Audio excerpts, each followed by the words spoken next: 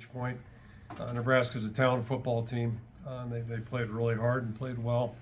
Clearly had momentum at halftime, so we knew it was going to be tough. And just walking off the field, Albert Einstein quote kind of hit me about, not everything that can be counted counts, and then not everything that counts can be counted. And I think that sometimes explains the way things go in sports. That's what's so interesting. As much as you want to analyze it, slice it, dice it, cut it up, all that stuff. And I know statistics are important, but sometimes you just got to find a way to win. And our team did that. Down 10-0. I think our guys really dug in and made plays when it mattered. And that's really what you have to do if you're going to be successful. And it kept working. Starts there, and then they believe in each other too. So big things. And then just a couple of axioms that we always talk about with our guys. Penalties. I think we had one tonight. They had 4, so it really wasn't that big a factor, but the fact that we played clean was certainly important. And turnover takeaway margin, for my whole time in coaching, that's the most important stat there is, and we came out two up on the count on that one, and that was obviously a huge thing. And the other building block for us for 20 plus years is just special teams, and there are a lot of things that happened tonight in special teams that were significant, but it's easy to cherry pick. Drew's field goal at the end. But I would also suggest, that punt that reset prior to that to put them on the 20, tied right in with that. So, you think about that, change in field possession, getting the turnover or takeaway, and then certainly Drew coming up big. And even better there, you just think about a year ago with Drew, basically got benched at the end of the Nebraska game last year. And what a contrast to tonight. And we all had tremendous faith. So, just really proud of the guys, proud of how they finished. November 3-1. We were 4 out of our last 5, so, and to win the last 2 are really big. We've had our things to overcome, so just proud of the effort everybody put in there. And then just, closing really, got in the locker room. First thing I said to our guys, younger guys, I just said, hope you guys are paying attention because, things like that, hopefully they're learning. They're not out on the field actually doing it, but they're with their teammates watching it. And it all goes back to the older guys, our best guys, our experienced guys, doing a great job. And no better illustration there the play Caleb made to put us back in the ball game. And you can't explain that play. It's just a phenomenal effort. A lot of good things to get them started. The guys outside did a good job blocking, but what an unbelievable, just a fantastic individual effort. But again, if you're going to win a game like that, somebody's got to step up and do something, and we've had those through history too. So just really happy. And then, the other thing right now is we look forward. We've got a chance to rest here a little bit, and everybody needs one. It's been a long, tough season. It always is in the Big Ten. That's nothing new there.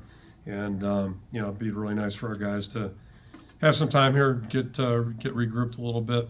And one thing I do know for sure, wherever we end up, it'll be warmer than it was tonight. So we'll figure that out whenever they tell us where to go. But right now we're just going to enjoy this one and let it kind of, simmer for a while. It's a good deal. I'll throw it out for questions. Scott Document was the Athletic. I want to actually take you through the decision to kick the first field goal because you recovered the ball at 4. You're probably thinking we got a chance to get 7. It didn't happen. Did you think at all about? Absolutely. Oh, yeah. And did we punt once or twice from midfield? I think twice, right? No, I'm sure we were getting booed. Obviously we're getting booed. Sometimes you can't be a fan. Like, you just got to think about what's going on, how we're playing, and think big picture. And, I'll be brutally honest. I didn't have confidence that we were going to make it on the 4th and 1 or the, down in there. And I do know this, if we didn't get points at that point, it could be problematic. And I'm hoping something was going to happen, later in the half. So fortunately it did. So that will be forgotten by a lot of people. But sometimes you just got to play your gut and go from there. But hell yeah, I wanted to go for it, like badly. Tom Kakert, Hawkeye Report. After the game, Jay Higgins talked about some disrespect, I guess, that was shown towards the Iowa players before the game and the coach Rule before the game. Were you aware of those things? What are your thoughts there? I heard some stuff in the locker room, but I wasn't out there, so I didn't see it and really can't comment on it. There is certain etiquette, pregame etiquette. Most people follow, and but I didn't see it, and I don't think we have any film of it. And quite frankly, I'm not too worried about it. I'll just say this about Jay Higgins, what a football player, what a leader, and he's got tremendous integrity. So, if Jay tells me something, I'm on board with it. I'll interject one of the other guys. It's one of our best guys on our team. Also told me that he tipped the ball on the one where I burned a timeout. And it turns out that wasn't true. So, you just never know how it's all going to go. But it cost us a timeout. So, but I tend to believe my players are our players. Yeah. David. David Eichel, HawkeyeInsider.com. Kirk, I think before the season we talked about Drew's kind of ascendance and fighting back after last year. As you mentioned, he got benched. And I think there was a point where you said you were kind of worried about if it was going to kind of click back together. I guess for him to be able to go out there, go get 5 field goals last week, make the kick tonight, just kind of an overarching redemption story. I guess how would you kind of describe the growth and bounce back that he's shown this season? Night and day difference. And, I over the years, you read a lot of stuff, and I tend to read about coaches and successful people. And I'll never forget Earl Weaver had a quote about Earl Weaver for you young guys. Okay, Yes. Baltimore Orioles, they had a really good team, all right? He was their manager, but short, little, fiery guy. But he had a big thing about not having a doghouse for players and or the kids that you're raising at home. And unless they really do something egregious, you just got to keep having faith in them and keep seeing them work. And that's the key to this whole thing. Drew has done nothing but mature. He's worked hard. He's earned everything that he's gotten. I tell our guys all the time, you wonder why Caitlin Clark's so good or Steph Curry. How many hours do you think they spend shooting balls? And that's, everybody forgets about that part. If you want to be really good at what you do, you got to invest and you got to put the time in. And I'm not an expert on how many shots Caitlin's practiced or how many, but I'd suspect it's a lot. It's significant. He's done the hard work. Kicked with great confidence last week in windy conditions, and tonight that wasn't a chip shot, but I think all of us felt like, hey, he'll do it. Tyler Tashman with the Des Moines Register. Max's strip sack, what all did you see on that play? Just a great effort. Great effort. And, a lot of times, your coverage has to be good, so the guy's got to hold the ball for a while. And that's usually how those things work. So coverage is normally a component. It's hard just to run free through there or beat a guy, like that. So you got to cover well enough where he's got to hold the ball. And then, just a great job getting it out. And, it came out a couple times, I think, tonight, but we only got that one. But it came at a great time and a great position on the field, certainly. Lynn. Lane Harry just stayed line par 5. If someone would have told you before the game that you would be shut out in the first half and only muster 164 yards of total offense, would you believe you still win the game? The odds are against you, right? The odds are against you, but that's why, you can't believe in that stuff. You just got to, the football is still about finding a way to be successful somehow, some way, no matter what sport, but this is what we do. So stats are important, but, if it's stats versus, coming out on top, there's not even a close, one's way out in front of the other in terms of first and second. And, those stats, nobody remembers them in December anyway. It's about finding a way to be successful, and our guys have done a good job of that. John. John Steffi at the Gazette. Clarifying question from pregame. Cade McNamara didn't see him as part of senior day ceremonies. What went into that? Looked like he was among the 23 who was supposed to be honored. Yeah, opt-out's a big term right now, right? Opt-outs. He just declined the chance to come out, and that's strictly up to him. That was his desire, so we're going to honor that, and we'll see where it all goes here. Hopefully he's feeling better.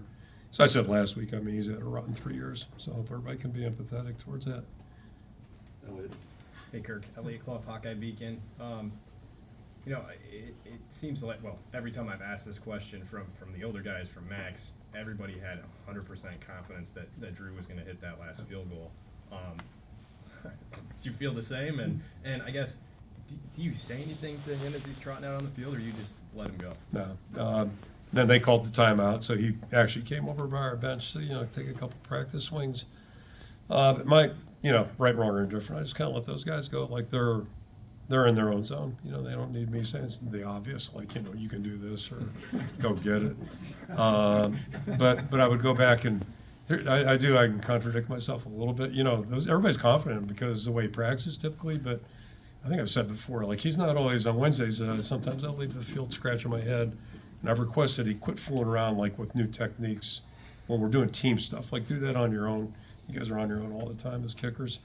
But, you know, in general, he practices well, but I think everybody knows the maturity. He's a much different player than he was last November, and his teammates all know that.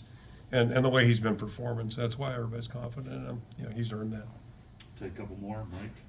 Hi, Kirk, Mike Loss, thegazette.com, Cedar Rapids Gazette. These walk-off wins with field goals have become pretty common for you guys in recent years. What separates winning a game like that and winning games like that as opposed to not? Yeah, I'm not comparing us to anybody else. Just I want to qualify that statement, but I think winning in November, and I think, you know, tight games, and those are both things you have to do if you're going to be any good. To me, a big part was just mental toughness and being able, like tonight, nothing was going well. Basically, we were playing pretty well in defense, and then, you know, they get that drive for a touchdown, so all of a sudden it's 10 instead of 3. And, you know, quite frankly, at halftime, there wasn't a lot to be enthused about, just in general. But, you know, nobody let that get to them, and that was 30 minutes, and, you know, the point was we still got 30 more minutes. And I doubted we were going to go out there and just start, you know, running up and down the field and, you know, playing with great proficiency. It would have been great if that happened. Can't count on that, so you just got to keep finding ways to win. But it all starts with guys playing tough, and they got to play with great effort. And you got to have some belief in there too. And that's across the ball, you know, offense versus with defense and defense with offense, special teams. And, you know, we work with really quality people, so that I think it's a little bit easier. And I go back to that point I made earlier. Our best guys got to be our best guys, and they, you know, it doesn't get any better than Jay Higgins. It doesn't get any better, and, you know, go right down through all those seniors. And then, you know, look at a guy like Caleb, who a year ago was up and down, a little hot and cold, and he made the play of the game tonight, or one of the plays of the game, and just the maturity and the growth that we've seen in him a year later too. We talked about with Drew, but I could say the same thing about Caleb. It was just such a phenomenal play, and you can't draw that one up. It's just a guy doing something extra, and that's how you win games like this, because it was tough tonight, really tough. Chad.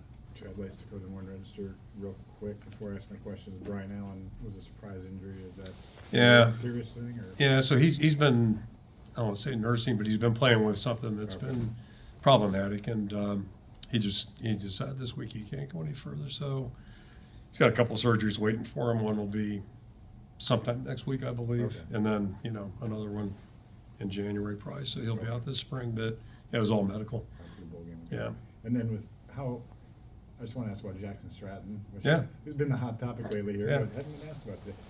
Like, was Brendan available, or was he kind of emergency only? Yeah. And how did you feel? Emergency is a strong word, but he was available, but not mobile, early Yeah. mobile. You know, he's still sore, and I don't think the medical staff thought he'd make it this far, but he Yeah. had a good week, other than, you know, just how long would he last, that type of deal. So perfect scenario was keep him out.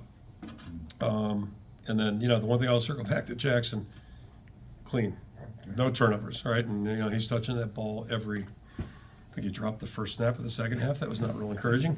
But you know, he just kept in her and gave us a chance to win. Last question, Dan. Coach Dan Stacy. I'll come back to you. Sportscast Media. Yeah. I know you may not want to talk about this, but you're one win away from tying Woody Hayes. How do you feel about that, or have you thought much about it? I haven't thought much about it, and I can tell you, I just wish it would happen. If it's going to happen, I wish it would happen. Only so everybody would quit talking about the damn thing, because it's.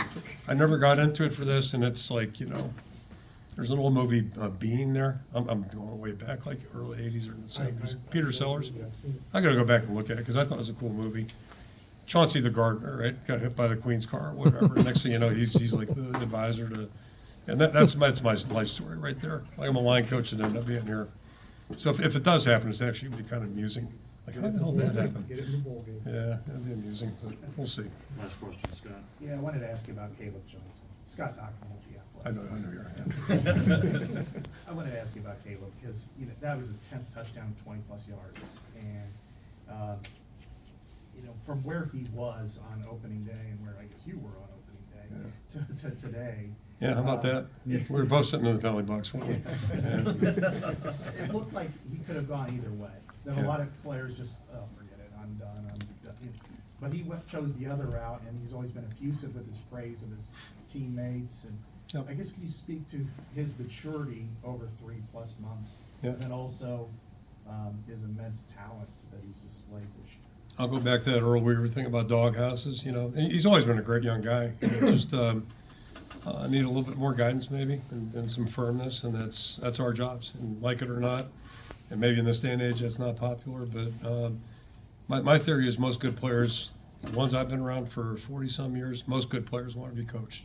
Sometimes they have a funny way of showing it, but they want to be coached. And his teammates were supportive of the plan.